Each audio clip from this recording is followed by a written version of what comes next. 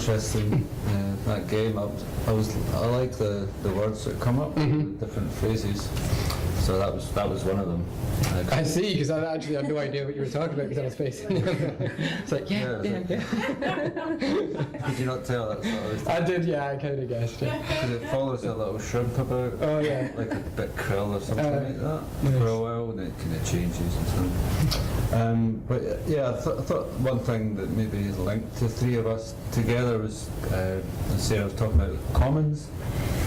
Because the work I do with language, I see that as my kind of commons, taking back stuff that I didn't ask for. How do you think that plays out with kind of what you were talking about, Sarah, and kind of video games in general? Because that's like, and you, as you said, it's superseded film, so that will become like another type of commons, I suppose. Do you want to go first? Yeah, sure. I guess I was thinking about commons in terms of the ways in which the world around us is built by people who participate in it. So that's, the kind of automatic way that everything seems to work seems to reflect that almost in a way. I don't know about anything about object-oriented ontology or like flat ontology, so I don't know if that has anything to do with. I don't know either. Anyone know? So I think that's where I was coming at it from.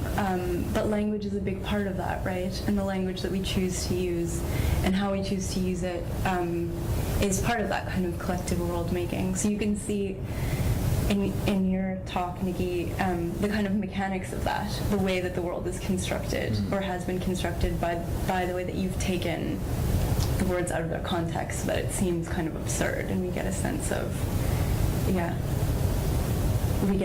the constructedness of that kind of discourse, even. The thing I mentioned this last night, but there's a lot of similarities in just the general marketing language. So stuff for the universities, from the prospectus, it's the same that you would get like on a sandwich packet. That kind of infantilizing type of language kind of speaking down to you. And like, we're here for you, as like Royal Banks is here for you, and Co-op's here for you for life. So it's like these things have been taken from a pool of marketing language that they think they can just kind of sort of scaffold around us and just pick and choose. Oh yeah, we've used that before. We can change it around a little bit, and that'll work for the university. That type of thing. But in relation to what you were saying as well, I was thinking about like following in the footsteps. So it's like these things are like footsteps have been laid or trodden already, and then it kind of been taken up, and that kind of seems to fit with the video game. There is, and also in terms of everything, there's because it is that same idea, but then I think in Latour and Tripolo, they kind of extend it to not just language, but all the kind of material conditions that create that. Don't feel entirely qualified to comment on that at length, but in terms of video games, in everything, it takes. I'm pretty certainly that the last game Mountain did. I'm pretty sure this one does as well. Takes the Unreal Engine, I believe, that is kind of. It was originally made for a kind of shooting game, like first-person shooter, and then it's not commons as such, it's proprietary software, but there is this real sense of repurposing something that was initially designed, like those kind of engines, and even that whole mode of ludic engagement comes from gun games, like first-person shooters, and it comes from a very violent and also very commercial and in many ways quite problematic industry. But you've got this whole kind of counter tradition almost with everything like popping up, everything, and other games like it. Everything's not a narrative game, but there's also a whole load of games that are pejoratively called walking simulators, but they're actually amazing. Some of the most exciting narrative experiences I've had in recent years are through playing these games, and they're generally by small indie developers taking the intellectual property of big developers that came through like shooting games and so on, and turning it to a much more kind of, in this case, enlightening. That's what it wants to do. The game wants to enlighten. Is that like when you go off piste in a game, like what you do with Rockstar North? Yeah. That's slightly different. That's known as metagaming by the theory. So this is when I played Grand Theft Auto 5, but I gave myself the rule. This was like last year I performed it. I did a writing project where I went into the Grand Theft Auto 5 game, which is an extremely violent game. The objective is to steal cars and kill people. I traced a path, followed in the steps of the haiku poet Basho, and walked around the entire map, which took ages. And I was only allowed to kill in self-defense because otherwise I would get killed. But that happened rarely. And so I ended up it's this idea of taking the given objectives of the game and tried to do something completely different with it, which is fun. I think that aspect of play is important to contemporary commons discourse too. So the sense of experimentation, that it's not nothing is predetermined, and that's one of the things that sort of that theorists seem to feel is important to fostering what they call, opening institutions of commoning. So I guess the ludic nature of something like this, it just opens and opens and opens, and the shrimp turns into a penguin. And that's, I guess it's that kind of non-hierarchical structure, so that it just lends itself to a more ludic engagement. And you mentioned collective world making as well, Sarah, in your talk, which is kind of a bit like that as well. And responses, so I'm kind of going against the world making or critiquing the world making that language creates, and then thus material effects. You're talking about like affect, and affect comes from the ideology behind this language as well. So there's emotions involved in that kind of world making that I'm talking about. Whether you get into university, the feelings that you have when you're in it, the well-being addresses that we talked about last night as well. It's amazing how that language, which seems stripped of feeling, when you repurpose it the way you've done, elicits an effective response from the audience. So we were laughing, but we were also sort of thinking, oh my God, is this really the way it is? What was the term that you mentioned at the beginning of your talk, the third one, that talks about kind of the violence of concealing, the way you kind of gloss terms in a way that conceals their violence? Semantic tyranny. So that definitely comes out, I think. Yeah, and it's so common in this type of discourse, to create something positive, and what it actually means is students, that example Stephen Cleary says, students are having to pay for something that used to be free, but they're getting agency because of that. So it's a kind of positive gloss. But you can also have a negative one as well, which isn't talked about so much that I've come across anyway, like the Brexit argument of the NHS. We lose all this money for the NHS because of Europe every week, so to get that back we have to leave Europe. So it's kind of negative and hiding something that's actually the opposite, that kind of thing. It's interesting, semantic tyranny. Shall we open it up to any questions from the audience?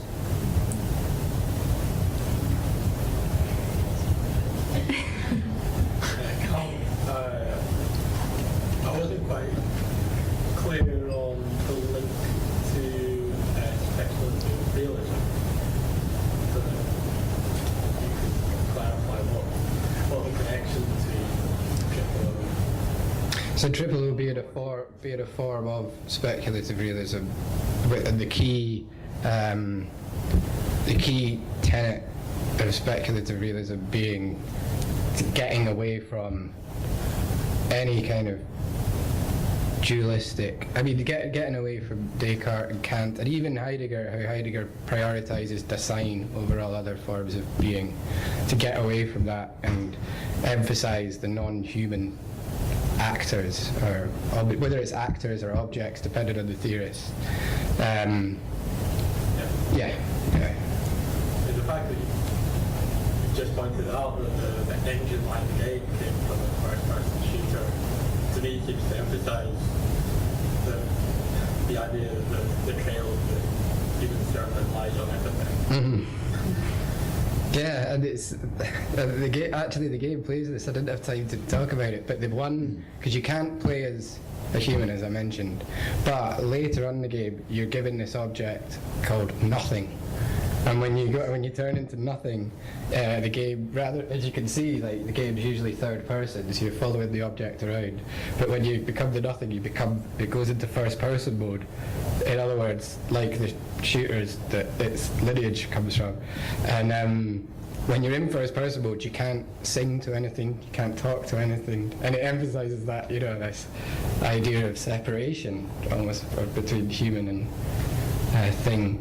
That to my mind, I wish I long were otherwise, and I can't tussle it. So that means that you don't have cognitive, or you don't have power of thought, almost, as if you were an object or an animal. Yeah, no, exactly. Yeah, there's that weird separation. We are nothing, according to the game. I think, sorry. No, finish your thought. No, I was probably going to go off somewhere, but I was just going to say, I was thinking with this could be way off base with the semantic tyranny, was it? I was thinking with the scientification of everything, it kind of removes ideas about meaning, value, judgment, things like that. Do you see that kind of playing a role in linguistic use? We're not taught how to think about those things anymore, and so yeah, to be more, in my mind that plays in, but I could be making mountains out of molehills, but I'm just not really sure. It's just a connection that I had in my head. Yeah. About it. Well, I think part of it is saturation, because there's so much that we're bombarded with, and part of my modus operandi, or the idea behind what I do, is to try and capture all this stuff that we're faced with all the time, to sort of freeze frame it or to look at it under a microscope, all those kind of ideas, and see kind of what it's actually saying to us, which is why I was looking at imperatives and assertions and what are we being told all the time. So looking behind it to see what the semantic tyranny hides, like the real meaning of things. And with algorithms that become in that kind of language, generation of language, and that kind of computational form becomes even more indistinct or kind of personless. But it comes from the same, I think to me it comes from the same mind, the mind of marketing, advertising, and the language of copy, whatever genre you want to place it in, whether it's politics, straight advertising, university prospectuses, the same kind of thing behind it. So I think Henri Lefebvre the French philosopher and geographer, talks about how if we could get people to be more critical of even one or two signs that we have, that we get confronted with, then we'll become more active generally in critiquing and challenging the things that we do see. So I suppose that's one thing that I try to do, is to, kind of give a toolkit or some kind of key to translate the stuff that we're given. Does that answer your question? Yeah, no, that was helped me. Yeah, that was very helpful. It makes me think of the idea of ridicule as a mental tool, because almost why we're laughing is you're in their own individual slices. We don't really realize how absurd it is. Yeah. We're all next to each other, and the natural reaction is untrue. Who would ever believe this? But when you get it in small doses, it helps a lot. And satire as well, but I mean, I read recently someone was like, oh yeah, those satirists in the 30s really showed Hitler. So it's like, what stage, is your challenge actually going to do anything? How do we get to another stage where the challenge actually is something that can be taken more seriously by like power structures, and that's a separate issue. Well, I guess also when you have to do it just to do it.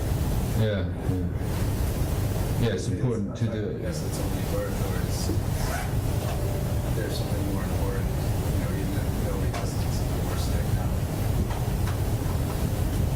It sort of relates to the no, I suppose, in a way, slightly. In your reviewing harvesting of the Russell Group prospectuses, was anyone brave enough to say no to that imperative? Was there a prospectus that didn't do any of those things? Yeah, there was a couple. Right. They don't do it in the same extreme, and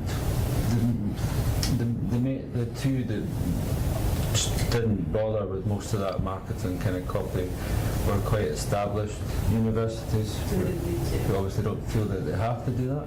But on the contrary, one really big university still did that kind of thing, even though it probably wasn't necessary. But that is just, a lot of it, the stuff I take is the obvious language that's either, bigger font or, done something, has been done or used strangely on the page or that kind of thing, or put in a box, and these types of things. So a couple of universities just had like kind of straightforward prospectuses, welcome, introduction, the city, that very kind of boring terms. But some of the other language creeps in to maybe more of the sort of fuller descriptions. But yeah, there's a couple that have kind of resisted that type of thing. So what I'm sort of hinting at that, I suppose also, it's implicit in saying this talk, thank you very much, all three of you, very interesting talks.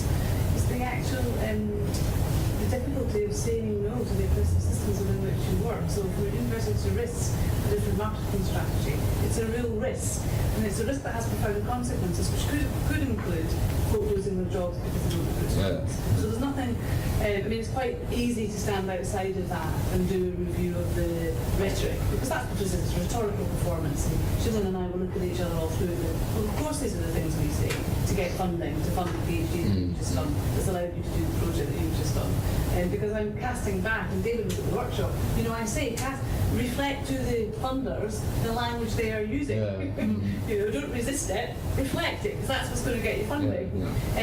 So it's a very high risk to say no, and I think the same thing's true, isn't it, for the women who say no. They become the problem, they become the problem. Yeah. It's a very, very risky strategy, and so it's a strategy that you go in knowing that. Yeah. But the consequences can be really high in a system that's systemically stacked against you doing that. Absolutely. I think that's a really important point, because for all that I've said, I would also say to anyone going out there and thinking no, you do have to be aware that there's pushback still. And it's not, I don't feel great admitting that, but it is true. So Yeah. thanks for that. No, it's fine. And Sarah had left. Sarah's no in the end was. Yeah. She left the institution.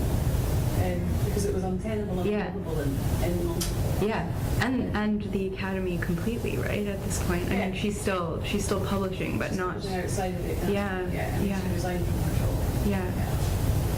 So, there's not to come. I suppose it's not. I think it's just about recognising the real difficulty of performing no in such a complicated, complex, imbalanced power structure, I guess. And I'm probably more able to say more some things, but not to the risk of the funding that you get, to support this organisation. So I should say, indeed, the Scottish Graduate School for Arts and Humanities, and Jillian also works in the Scottish Graduate School. And we play these games all the time, but I'm very conscious that I'm playing linguistic games, very unconscious mind I mean, I spinning think rhetoric that's. back to the I think that's the good point, that you know that you're doing that. Whereas a lot of Absolutely. people. And I'm not destroying the system then, I'm playing with it. Yeah. So Yeah, but that's a form of resistance in a way, because you know that. And there was, I'll just mention Stephen Collini again. He talks about we're in a strange position of being subservient to the institution and economic processes, while also being critical of it, or being allowed to be critical of it to greater or lesser extents. So I mean, that's a good thing.